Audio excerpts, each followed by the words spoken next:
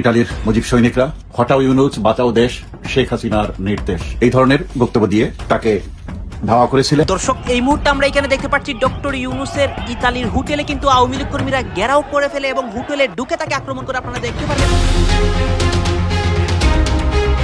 এদিকে আজ ডক্টর ইউনুস ইতালিতে গৃহবন্দী হয়ে পড়েন। আওয়ামী লীগের লক্ষ লক্ষ কর্মী তার হোটেল ঘেরাও করে আক্রমণ করে। দেশে আর সে কখনোই ফিরতে পারবে না। আওয়ামী লীগের বিজয় হয়েছে ইতালির রাজপথে। ডক্টর ইউনুস আজকে ইতালির রোমে পৌঁছেছেন একটা ফুড ব্লক করার জন্য। অন্তর্বর্তীকালীন সরকারের প্রধান উপদেষ্টা ডক্টর মোহাম্মদ ইউনুস তিনি ইতালি ভ্রমণে গেছেন। ভ্রমণ ট্রিপ আমরা যাই বলি, কারণ কাজের কাজ এটা শোনেন, এটার জন্য বিশেষজ্ঞ হওয়া লাগে না। যে ওনার এই ইতালি ট্যুরটা বাংলাদেশের জন্য ওনার সমালোচনা করার জন্যই সমালোচনা। যুক্তরাজ্য থেকে যুক্তরাষ্ট্র এখন ইতালিতেও চলবে বাদাম আর ডিম থেরাপি। এই দখলদার ইউনুস বিশ্বের যেই প্রান্তে যাক না কেন বাদাম আর ডিম থেরাপি দিতে ভুল। ব্রেকিং নিউজ, প্রিয় দর্শক, ডক্টর মোহাম্মদ ইউনুস ইতালি সফরে গিয়েছে। সেখানে আওয়ামী লীগ নেতাদের তোপের মুখে সেখান থেকে পালাতে বাধ্য হয়েছে। প্রিয় দর্শক, আওয়ামী লীগ যে কতটা শক্তিশালী তা এখন হারে হারে টের পাচ্ছে অন্তর্বর্তীকালীন সরকার doctor Mohammad Yunus. Safe exit তো দরকার আছে। সো এই রোম যাত্রা কি আসলে ইউনুসের সেফ এক্সিট কিনা? আপনারা সবাই জানেন স্যার ইউনুস আবারও ইউরোপে। এদিকে ইতালিতে ডক্টর ইউনুসের উপর আওয়ামী লীগের ভয়ানক হামলা। ইতালি এয়ারপোর্ট ঘিরে ফেলেছে আওয়ামী লীগের হাজার হাজার নেতাকর্মীরা। জয় বাংলা স্লোগান দিয়ে ডক্টর ইউনুসের উপর জুতা নিক্ষেপ। গুরুতর আহত ডক্টর ইউনুস। রণক্ষেত্রে উত্তাল হলো ইতালিয়া। হ্যাঁ, রণক্ষেত্রে উত্তাল হয়েছে ইতালির রাজপথ। দর্শক শ্রোতা, ডক্টর ইউনুস বর্তমানে ইতালিতে রয়েছেন এবং তার এই ইতালি সফর ঘিরে আওয়ামী লীগ কর্মীরা তার উপর আক্রমণ করার চেষ্টা করে। এখন আমরা দেখতে পারি তার হোটেল ঘেরাও করে ফেলে। দর্শক শ্রোতা, সে যখন এয়ারপোর্টে পা রাখে তখনই কিন্তু আওয়ামী লীগ কর্মীরা তাকে বুয়া বলে, সুদ ইউনুস, তারপরে অনেক কিছু বলে ডিম নিক্ষেপ করে। এখন কিন্তু আরো ভয়াবহ অবস্থা হয়েছে। আপনারা সম্পূর্ণ ভিডিও দেখবেন। এই মুহূর্তে ইতালিতে যা যা হচ্ছে এবং ডক্টর ইউনুস যে আর দেশে আসতে পারবেন না, তার পতন সেইখানেই হবে এবং সেইখানে আওয়ামী লীগ কর্মীদের বিজয় হয়েছে, শেখ হাসিনার বিজয় হয়েছে। আমাদের এই সম্পূর্ণ প্রতিবেদনটি দেখলে আপনারা স্পষ্টভাবে দেশের সকল আপডেট নিউজগুলো দেখতে পারবেন। 12 মাসে 14 দেশ ভ্রমণ সরকারি খরচে।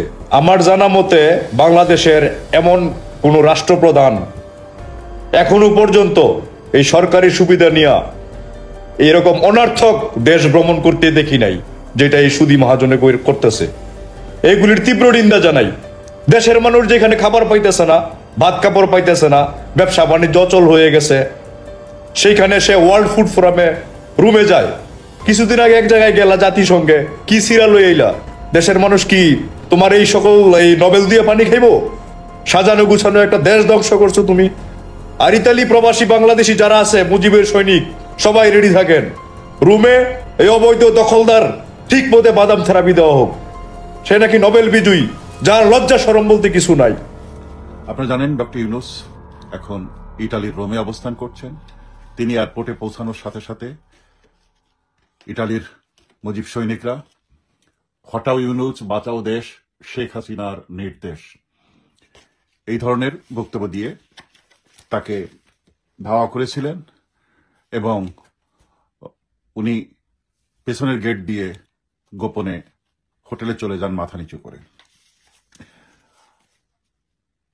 আপনারা জানেন আমার এই বক্তব্যগুলো গত 14 মাস ধরে যে আমাদের সিনিয়র নেতৃবৃন্দ ফলো করছেন আমি জানতাম না, এবং মাননীয় নেত্রী, মাননীয় প্রধানমন্ত্রী জননেত্রী শেখ হাসিনার মাধ্যমে এ পর্যন্ত প্রায় 400 জনের একটি কমিটি হয়েছে বাংলাদেশ এবং বিদেশে, যারা দলের পক্ষে দলের এই দুঃসময় কাজ করছে দলের জন্য, বিশেষ করে অনলাইনে অথবা অফলাইনে। তাদের নিয়ে একটি এক্সক্লুসিভ লিস্ট তৈরি হয়েছে। সেইভাবেই এখনো লিগাল ভাবে, সাংবিধানিক ভাবে শেখ হাসিনা প্রধানমন্ত্রী, এবং যদি তিনি ফিরে আসেন, আইনি ভাবে চ্যালেঞ্জ করেন, তার ক্ষমতা ফিরে আসা আইনগতভাবে কেউ আটকাতে পারবে না। এখন দেখা যাক এই মাসে 21 তারিখে তত্ত্বাবধায়ক সরকারের বিষয়ক একটি সিদ্ধান্ত কোর্ট থেকে আসার কথা বাংলাদেশে।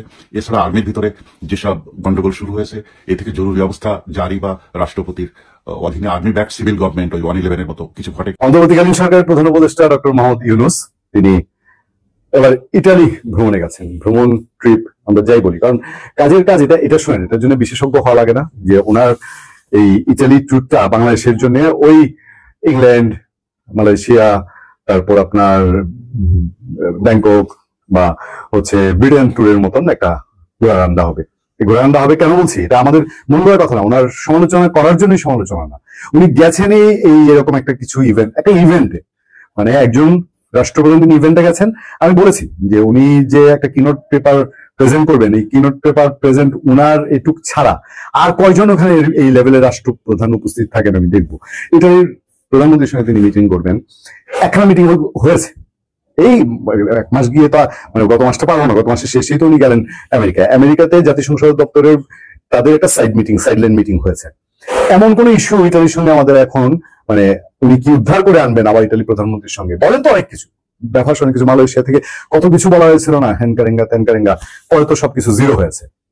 এবং ইটালিতে ডক্টর ইউনূস নামার পরে যথারীতি ওনার সরাসরি একজন প্রধান উপদেষ্টা বা একটা সরকার প্রধানের সরাসরি দেন আক্তার হোসেনের ঘটনা যেরকম ঘটেছে আমেরিকায় ডিম খাওয়ার ঘটনা, ওইরকম কিছু ঘটবে না, এটা প্রত্যাশিত না।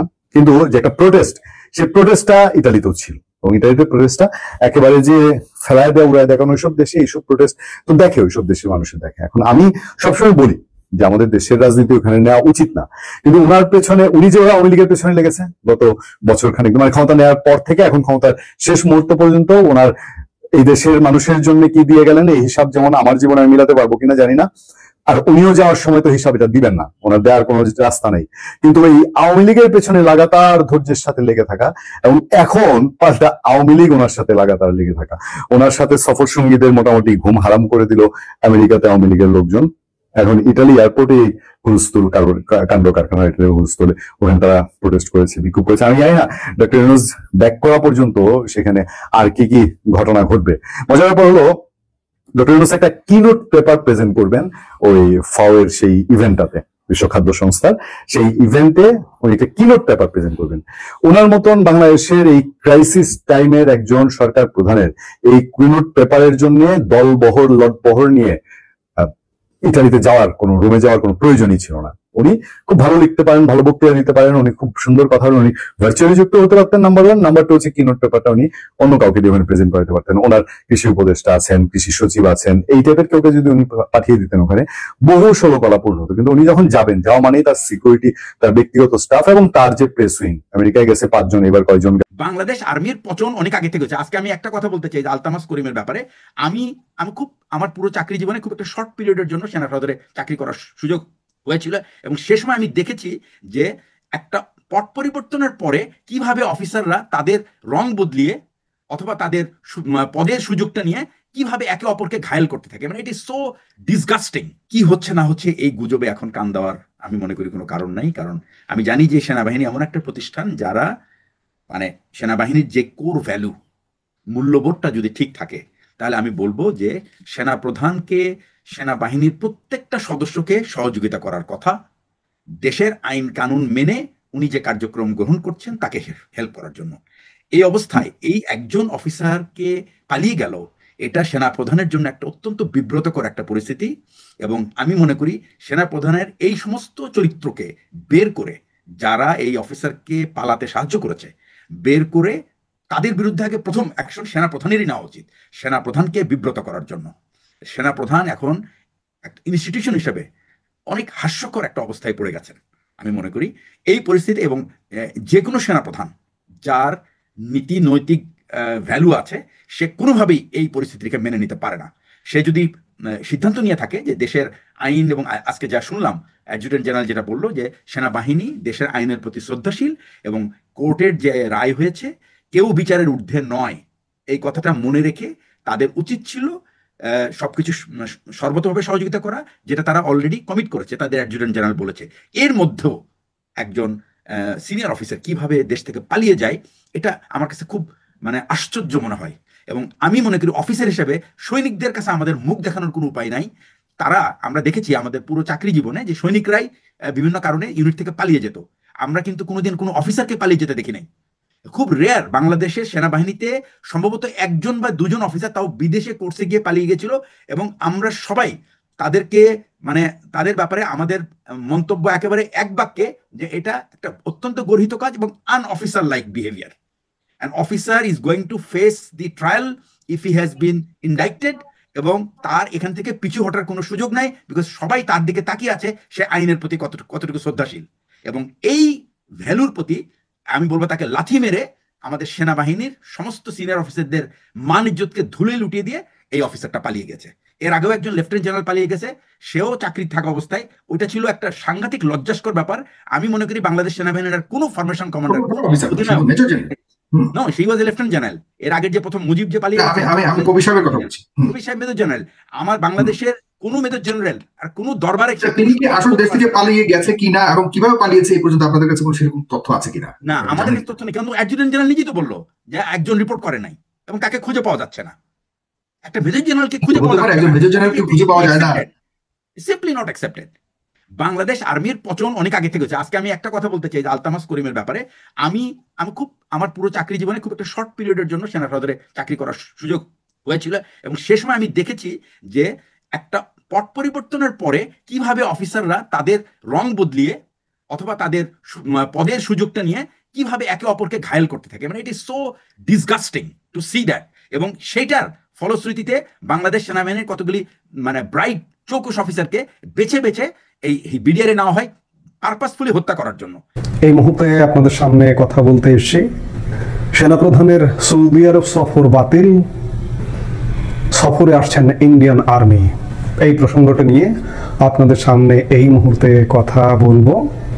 ভারতীয় গণমাধ্যম নর্থ ইস্ট নিউজের চন্দন নন্দী একটি স্টোরি করেছে খানিক আগে।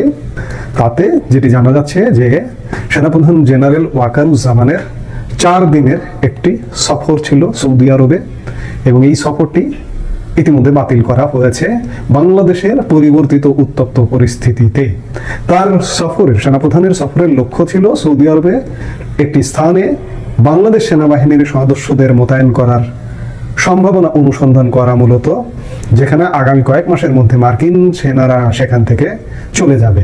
সেই জায়গাটায় বাংলাদেশের সেনা সদস্যদের মোতায়েন করা যায় কিনা এরকম সম্ভাবনা তালাশ করতে যাচ্ছিলেন মূলত সেনাপ্রধান জেনারেল ওয়াকারুজ্জামান।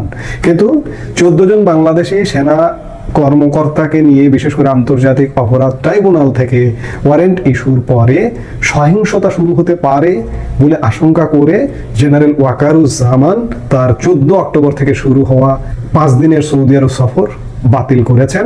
এছাড়াও আরেকটি খবর সেটি হচ্ছে মেজর জেনারেল কুন্দন কুমার সিং এর নেতৃত্বে ভারতীয় সেনাবাহিনীর সামরিক গোয়েন্দা ইউনিটের 4 সদস্যের একটি প্রতিনিধি দল আগামী 14 থেকে 16 অক্টোবরের মধ্যে 2 দিনের সফরে ঢাকায় আসবে। এটি একটা নিউ ডাইমেনশন এবং নতুন ঘটনা। গত 15 মাসে ভারতীয় সেনাবাহিনী বাংলাদেশে আসেনি।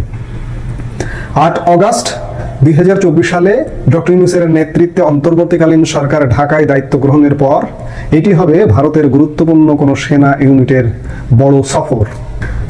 ভারতীয় সেনা কর্মকর্তারা সশস্ত্র বাহিনী বিভাগ এবং বিমান বাহিনী সহ বাংলাদেশ সেনাবাহিনীর বিভিন্ন ইউনিটের সাথে ধারাবাহিক গুরুত্বপূর্ণ বৈঠক করবেন, যার মধ্যে রয়েছে directorate general of forces intelligence DGFI, army aviation group এবং 10ম পদাতিক ডিভিশনের সদর দপ্তর।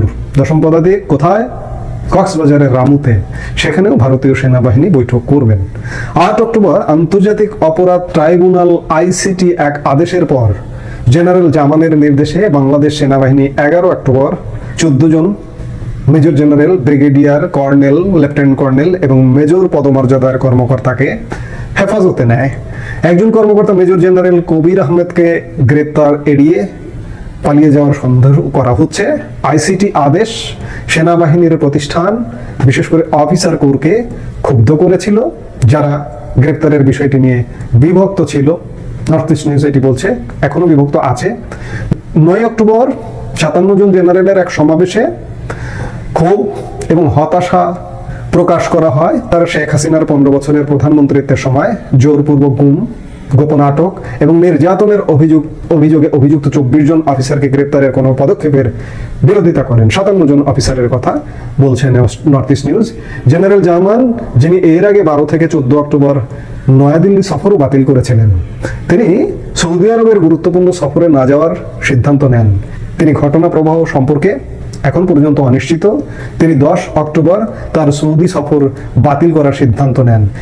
নর্থ ইস্ট নিউজকে একটি সূত্র জানিয়েছে জেনারেল দর্শক আপনারা তো দেখলেন এখানে কি কথা হচ্ছে, অনেকে কিন্তু অনেক কথা বলতেছে, বিশেষ করে এখানে ইতালির বর্তমান অবস্থা এবং বাংলাদেশের বিভিন্ন পরিস্থিতি এবং দেশের সকল আপডেট নিউজগুলো এখানে আপনাদেরকে আমরা দেখিয়েছি এক এক করে ধারাবাহিকভাবে। আর হ্যাঁ, এতক্ষণ আপনাদেরকে আমরা যা কিছু দেখিয়েছি সব কিছু আমরা সোশ্যাল মিডিয়া থেকে সংগ্রহ করেছি, এখানে আমাদের নিজস্ব কোনো মন্তব্য নেই বা নিজস্ব কোনো সিদ্ধান্ত নেই। এই বিষয়গুলো নিয়ে আপনাদের মন্তব্য কি অবশ্যই আপনারা আমাদের কমেন্ট বক্সে লিখে যাবেন। সর্বশেষ আপনাদের কাছে আমাদের একটা রিকোয়েস্ট থাকবে, আপনারা আমাদের চ্যানেলে নতুন দর্শক হয়ে থাকলে চ্যানেলটি সাবস্ক্রাইব করবেন এবং পাশে থাকা বেল বাটনটি বাজাবেন যাতে করে নেক্সট ভিডিওটা সবার আগে আপনাদের কাছে পৌঁছে যায়। ধন্যবাদ।